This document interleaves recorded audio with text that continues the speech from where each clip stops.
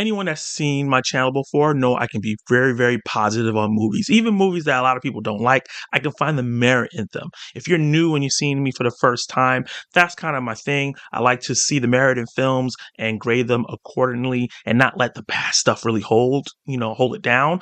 But this film, Hypnotic, a movie that I got excited for because the trailer looked so trippy. Yeah, I don't know. This one was a rough one. I'm going to break down the good and the bad of Hypnotic, a film starring Ben Affleck and directed by Robert Rodriguez, who did Spy Kids and Alita Battle Angel, a film that I really love.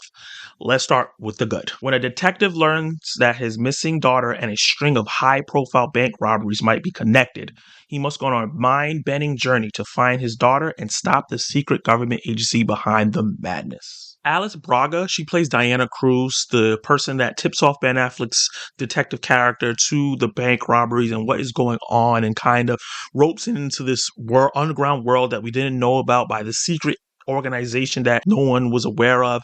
And I think that she was the only actress in this film that really understood what kind of film they was in. She did a really great job with her character, and she was my favorite character in the film and favorite actor in the film. I think she did a good job of being charismatic but grounded, but also a little quirky, and delivering all her lines in a way that felt believable and fun. Her character understood the assignment and understood what kind of film she was in. This sci-fi mystery thriller that has some mind-bending stuff with people with powers and a detective at the heart of it who just wants to find his daughter. I think that she did a good job of playing off Ben Affleck's character really well and off the other characters that she got to interact with in the film. And I really, really enjoyed her a lot. And I just got to give her the big props for being one of the only actors in this film that did a solid job. And I got to say, the film's plot is very engaging because as the mystery unfolds, there's a point in the film where you're like, oh, I know what's going on. I know exactly where this film is going to go. And you're just there for the ride to see how it plays out. And then a twist happens and you're like, whoa, okay, maybe I didn't know what this film was about. This is off the Richter scale. And then when you get back on board and you think you're going to know again where it's going to go, whoa, another twist comes in again. And I was like, wow, okay, let's go. Let's keep me on this road. I want to see where this goes because there's a lot of twists, there's a lot of turns, and hopefully this is executed well. So I think throughout the film, they found ways to keep you engaged and locked in, maybe even if you weren't loving some of the other stuff. So speaking of that, let's get into the bad. This is one of Ben Affleck's worst performances I've ever seen him in. It felt like the man was owing Robert Rodriguez a favor, or he owed him some money or something, and he was forced to do this because he looked lethargic throughout 90% of this film. I was so disappointed because Ben Affleck is one of my favorite actors / directors. I usually, when I see him in a film, I'm like, I'm going to watch it because he usually gives a good performance and picks solid scripts and things like that. And he's had a great streak of films other than Deepwater from last year. But other than that, he's been in really great films. And I just thought that he just phoned it in really, really hard. He wasn't excited when he was supposed to be. He felt very disengaged during the action scenes. And during the third act, when you think he's supposed to have these emotional moments, these movie moment making moments, he just did not deliver on the emotional aspects of them. I couldn't believe that this is the same actor that does Gone Girl, Argo. He was the Batman that he was in the Snyderverse, and just the way back, what he just did 2-3 years ago, where he gave like an emotional performance. He just felt like this was like a paycheck, or he didn't find the story interesting or something. I don't know exactly what it was, but he was the linchpin. He's the main character. He's the one that you're supposed to be invested in. He doesn't feel invested or like he cares really much about what's going on. So it made it hard for me to care. At first I was like, oh, maybe he's just playing it subtle. But then during the third act, with how like lackadaisical and nonchalant he was with all the crazy stuff that was happening, I just felt like it was just not a great performance for him in this film, and for it to be centered around. He felt like he should have been more of a supporting character to Diana Cruz' main character. So yeah, he really was the part of the film that brings this down a lot.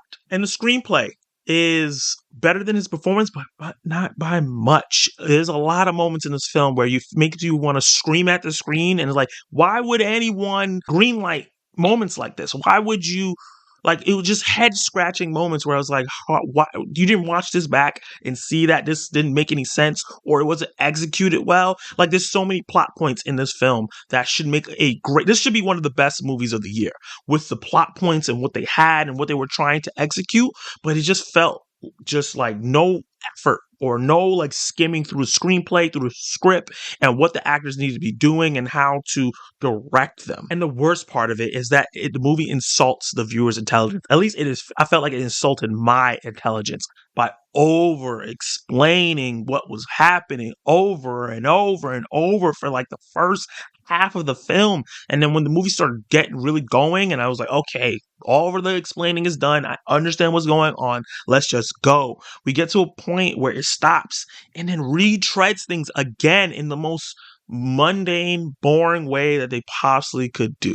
With me, if a movie's bad, but it's like laughable, or like you could really point out something that this is still making me engage because it's so funny how bad it is, then I'm like, it's a worthwhile watch.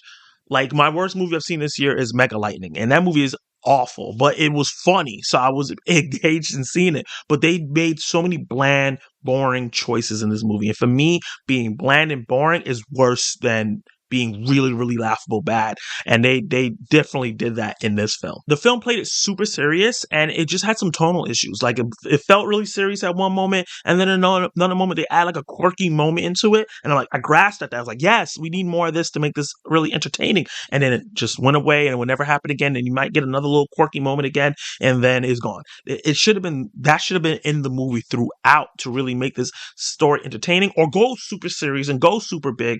And it didn't do that. If you're going to do a small sci-fi story, you have to have those quirky moments to justify the world and how small it is. But if you're going to do something serious, especially something that feels like it's supposed to be like Inception a little bit, you got to go real big. And the movie doesn't go that big either. So it's like in this in-between point where it feels really small, it's really, really serious.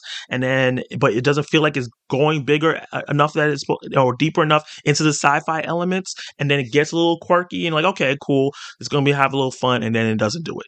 So that was really disappointing as well. And with the trailer, it teased some mind-bending, mind-warping moments. The whole point of the film is that there's people out there who call hypnotics that can make you see what they want you to see. They can warp your reality in a way that you see what they want you to see and believe what they want you to see. And I expected Robert Rodriguez to bring in some visual flair and style and do something different with the visuals, and at least that part. If the script and the screenplay is not super strong, at least I'll be wowed by the visuals. He did not do that. He did the bare minimum in most of the scenes, and it just was a lot of lens flares and weird zoom ins. And when we got to the mind bending parts and it started getting juicy and my spidey tingles started getting vibrations, it would stop.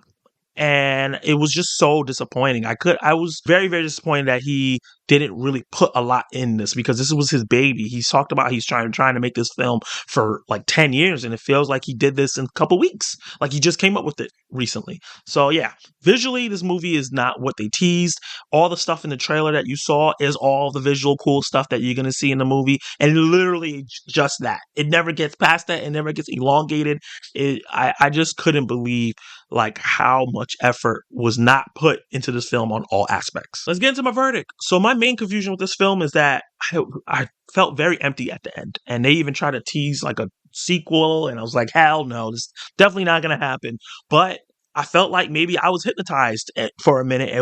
I was getting caught by Hypnotic, because the people, like half the crowd, was clapping. So it's like, am I wrong?